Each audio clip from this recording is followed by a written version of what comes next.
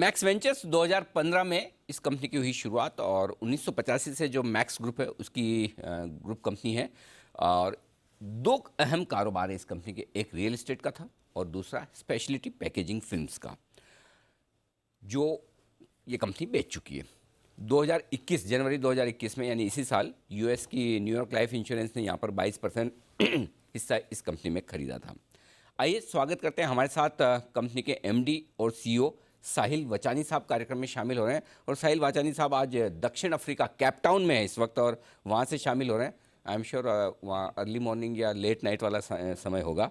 तो वचानी साहब, धन्यवाद आपका। पहले हमारे दर्शकों को बता दूं कि साहिल सर वॉरविक यूनिवर्सिटी यूके से मैनेजमेंट साइंस में बैचलर्स की डिग्री ले चुके हैं। हार्वर्ड बिजनेस स्कूल से डिस्ट्रप्टिव इनोवेशन में एग्जीक्यूटिव मैनेजमेंट प्रोग्राम किया है आपने। सिटी ग्रुप, डिक्सन टेक्नोलॉजी जैसी दिग्गज कंपनियों के साथ काम कर चुके हैं। मैक्स ग्रुप के साथ 2016 से है और उनका इरादा ये है कि जो मैक्स वेंचर्स का रियल एस्टेट कारोबार है उसको एक बड़े ब्रांड के तौर पर ले जाया जाए। साहिल सर, मैं आपसे कंपनी की योजनाओं और ये सब जो पैकेजिंग बिजनेस आपने बेचा है फिल्म वाला, वो उस पर बात करूँगा। उससे पहले लेकिन आपका जब मैं ये प्रोफाइल पढ़ रहा था तो एक चीज़ पूछने की इच्छा हो गई, ज़रा बताइए, डिस्रप्टिव इनोवेशन में जो आपने हार्वर्ड बिजनेस स्कूल से पढ़ाई की है, ये क्या चीज़ है सर, ये डिस्रप्टिव इनोवेशन? नमस्कार जी। बहुत अच्छा लगा यहाँ पे आके और आपसे बात करने थैंक का। You sir. अ, तो पहला आपका सवाल था डिस्रप्टिव इनोवेशन का। ये एक बहुत इंटरेस्टिंग प्रोग्राम था जो एक बहुत ही रिनाउंड प्रोफेसर साहब थे जिनका नाम था क्लेटन क्रिस्टनसन, हम्म। जिन्होंने इसके बारे में बहुत लिखा है कि इंडस्ट्रीज कैसे डिसरप्ट हो जाती हैं, पर्टिकुलरली हमारे आजकल के ज़माने में जहाँ पे टेक्नोलॉजी का इतना ज़्यादा रोल है कि एक इस्टेब्लिश्ड इंडस्ट्री बिल्कुल ही डिसरप्ट हो सकती है, और कैसे कंपनीज डिस इंश्योर करें कि वो डिसरप्ट ना हो जाएं बट वो इंडस्ट्री को डिसरप्ट करें। तो बहुत ही बेहतरीन प्रोग्राम था, एक हफ्ते का।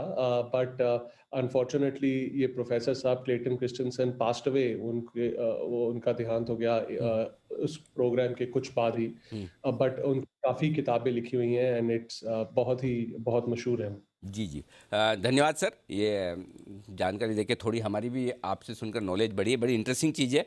अच्छा सर, अब जिस वजह से हमने आपको आमंत्रित किया है, दो है। एक तो आपके 14 नवंबर को रिजल्ट्स भी आए थे। सेल्स 30% बढ़कर आई है।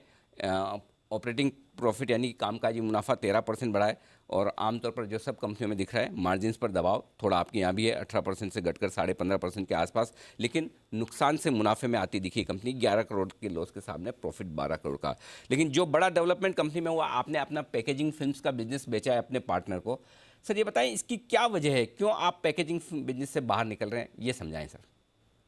देखिए, मैक्स वेंचर्स जैसे आपने कहा, में दो कंपनीज थे, दो बिजनेसेस थे, एक पैकेजिंग बिजनेस और एक real estate business. Packaging business में हमारा इंटरेस्ट 51% था, 49% हमने अपने जापानीज पार्टनर टोपैन को 2017 में बेचा था। हमारा विचार ये है जी कि आने वाले समय में फोकस्ड अप्रोच किसी भी बिजनेस पे बहुत बहुत ज़रूरी है। और हमारे जैसे मैक्स वेंचर्स कंपनी के लिए दो अलग अलग बिजनेस होना, हमारे इन्वेस्टर्स ने कहा कि वो क्लैरिटी नहीं है।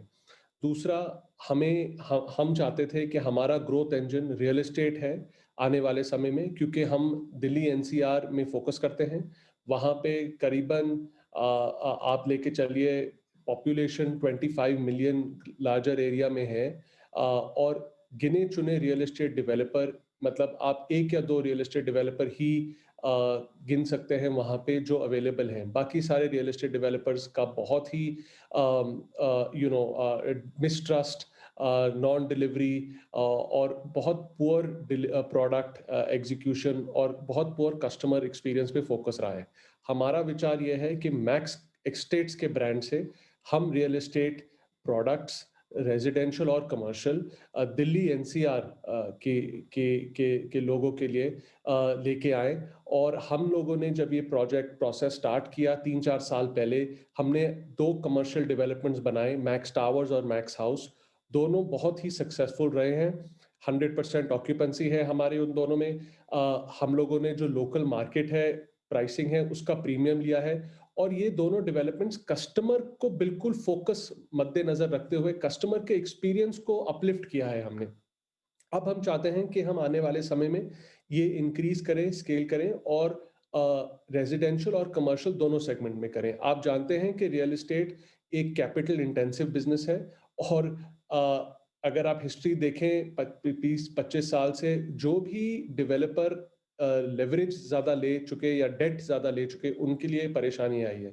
इसीलिए हमने सोचा कि हम लोग एक पहले pure play focused real estate company बनना चाहते हैं। हमें अपॉर्चुनिटी दिखी एनसीआर में, हमने ट्रैक रिकॉर्ड जो हमारा एस्टैब्लिश किया मैक्स टावर्स और मैक्स हाउस से, उसके अलावा जो अब हमें ये कैपिटल अवेलेबल होगा इस बिजनेस को सेल करने से और हमारे बाकी इंटरनल अक्रूवल बनाने के ऑलमोस्ट 1000 करोड़ इक्विटी कैपिटल हमारे पास होगा, जिससे हम हमें पूरी अपेक्षा है कि हम रियल एस्टेट बिजनेस को स्केल करें बिल्कुल कंजर्वेटिव इक्विटी से, ना कि हैवी लेवरेज से, और एक बिल्कुल फोकस्ड वे में चले।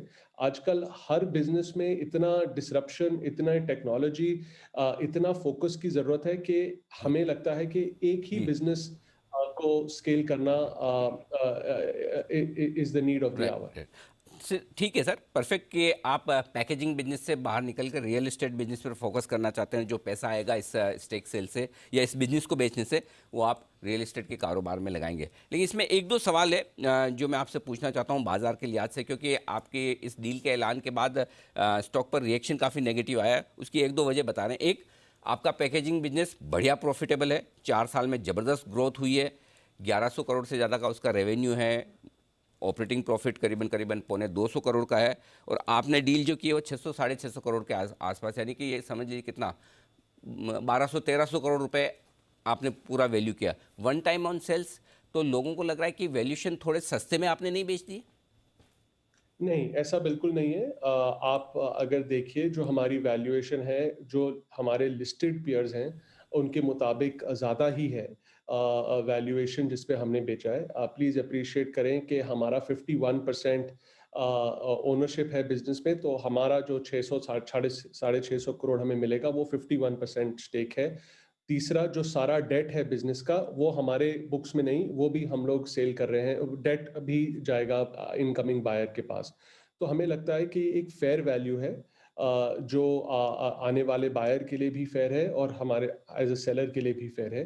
और ओवर द लास्ट 20-30 इयर्स आप बिज़नेस देखें तो ये थोड़ा सिक्लिकल बिज़नेस है। तो उसको मद्देनज़र भी रखते हुए हमें हमें पूरा विश्वास है कि ये एक फेयर वैल्यूएशन है। ठीक बात है। अच्छा सर, अब एक चीज़ वैसे तो आपने क्लियर किया ही है कि जो पैसा आएगा वो आप अपने रियल एस्टेट कारोबार में लगाएंगे। फिर भी लोगों को थोड़ी उम्मीद रहती है ना कि बड़ा पैसा आ रहा है, शायद डिविडेंड कुछ दे दें, बड़ा डिविडेंड। ऐसा कोई इरादा नहीं है, बिजनेस में लगेगा ना सर? जी, बिल्कुल। देखिए, हमारा रीज़न ही एग्ज़िट करने का बिज़नेस यही है कि हम ग्रोथ कैपिटल में वो पैसा डालें। हम्म।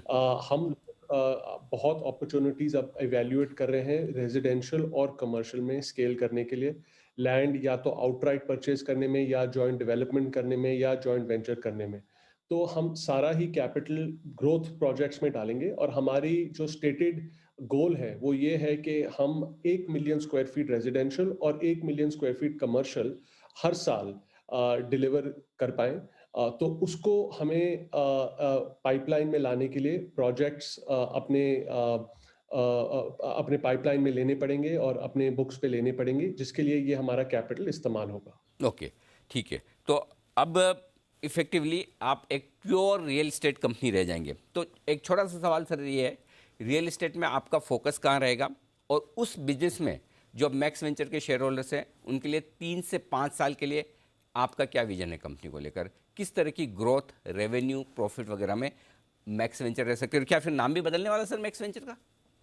जी, तो मैक्स वेंचर फिर इस बिज़नेस को सेल करने के बाद एक सब्सिडरी होगी मैक्स वेंचर्स की, जिसका नाम है मैक्स एस्टेट्स, जो 100% सब्सिडरी है।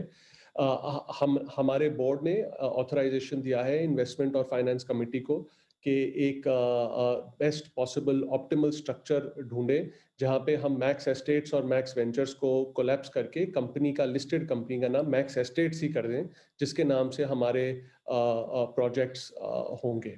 वो पहला है। दूसरा, हमारा फोकस होगा एनसीआर में, दिल्ली, गुड़गांव, नोएडा।